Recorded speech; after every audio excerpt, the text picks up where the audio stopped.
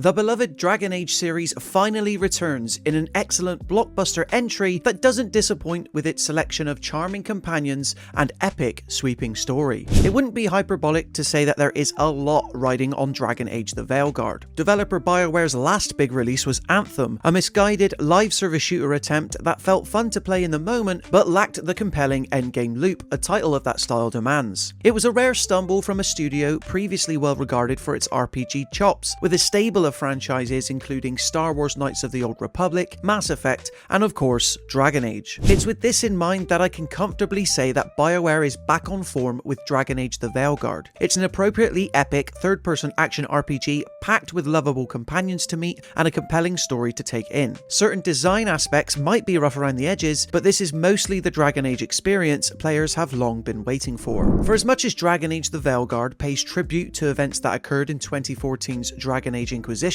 as well as the series entries that have come before, Bioware has done a brilliant job onboarding anyone who is a first-time visitor to the continent of Thedas. You play as Rook, a character of your own creation, both physically and narratively, who is entrusted to lead a merry band of heroes on a world-saving mission against a seemingly unstoppable force. Obviously, there's no getting away from the fact that the Veilguard was previously titled Dragonage Dreadwolf up until just this year, and while it's true that the titular villain, known as Solus to his friends, now takes more of a back seat than maybe the end of Inquisition would suggest, he still plays a crucial role to events, and being honest, I didn't mind the more conventional ensemble dynamic that's emphasised throughout much of this story. The Veilguard begins with an appropriately bombastic prologue that sets the stakes for the main narrative, which in simple terms involves two ancient elven gods escaping from their prison and threatening to destroy all life in the land using an infectious evil blight. The rift this causes between all four races, humans, dwarves, elves, and Qunari, allows the story to touch upon certain political themes, yet for the most part the goal of your mission remains clear from start to finish, something that can't always be said about other Dragon Age entries. I was impressed just how many times my chosen background as a warrior, aligned with the Shadow Dragons faction, bled into how other characters treated me and what I was able to do. Sure, instances like these are minor within the larger narrative framework, but they can slowly build into something more meaningful over time. Any fantasy RPG is only as good as its party members, and thankfully Dragonage the Veilguard delivers in this department. Of the 7 available companions you're able to take with you on both main and side missions, all are pretty eclectic, spanning everything from returning faces like plucky scout Lace Harding to all new allies like resident ice mage Neve Gallus. My favourite of the bunch by far was the endlessly charming Lucanus,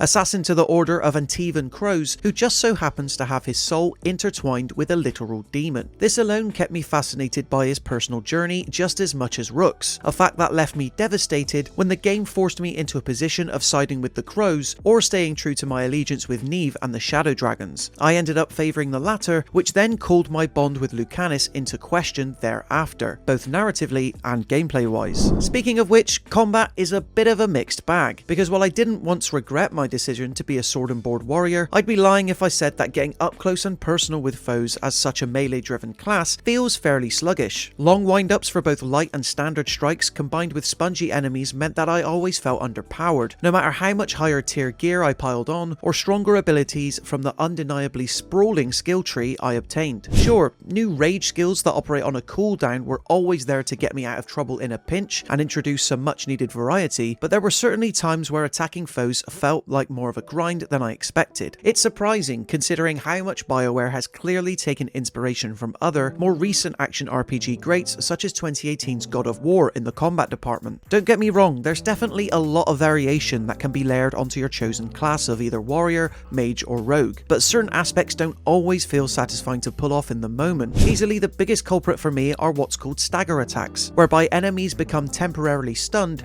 should you fill up a meter and you engage in what should be a cinematic finisher. The problem is the animation that followed always played out the same for me, to the point that I lost count how many times I watched my Rook thrust his sword into a foe, jump up into the air, and then slam down on their neck with a shield. The first 10 times I pulled it off, it looked epic. The 100 more times that followed, Less so. Repetition also plagues Dragonage the Veilguard during dialogue instances outside of combat, where you're left to explore regions alongside two chosen companions. Admittedly, I could have avoided hearing the same back and forth discussion between Lucanus and Neve by swapping in another duo, but why would I do that when my focus was on romancing the latter while trying to rekindle my friendship with Lucanus? Examples like this are snags in the wider tapestry of Bioware's ambition to make yet another all-encompassing RPG. On the topic of companions, guiding them in battle no longer means having direct control, but it's still mostly a breeze, providing you're willing to pause events and select actions from a menu as opposed to commanding them in real time, not too dissimilar to Mass Effect. The real-time route requires no less than 3 button holds to see them pull off a single attack, which is far too much during the heat of the action. Fortunately, general exploration is much better handled, not least because the handful of locations included ooze a lot of depth and detail. Easily one of the most memorable is Treviso,